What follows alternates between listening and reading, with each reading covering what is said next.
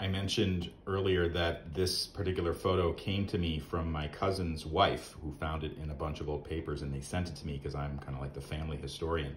It's a wonderful 1887 portrait of my great-grandmother, who's in the upper left corner, as well as my great-great-grandmother and great-great-grandfather and their other children. And I said this is kind of a sad portrait, and there's a couple reasons for that.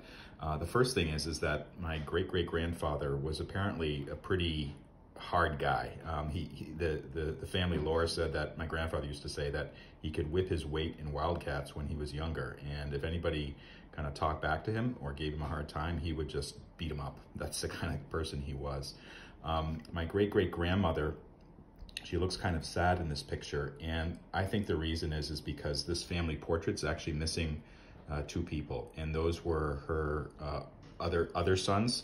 I think they died about 10 years prior to this picture being taken under kind of very tragic circumstances. The first one contracted smallpox somehow, and then my great-great-grandfather said, you know, oh, might as well get it over with, and didn't really kind of isolate that son, so the other son got it, and they both died within 3 weeks of each other. And I think my great-great-grandmother was never quite the same after that. If there's any kind of silver lining to this whole tale, it is that some of the children, they went on to excel.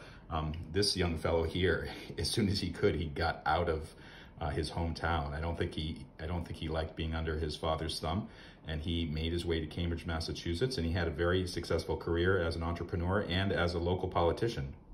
And then my great-grandmother, she was one of the first women to go to St. Lawrence University in the 1880s, and she really instilled in her children a sense of the importance of education, including my grandfather, who went to the Naval Academy, and several other sons who went to Harvard University and other places. Even though they grew up in basically a rural county, she recognized the value of education, not only for her own career, but also in her children's career. And for that, we are very grateful.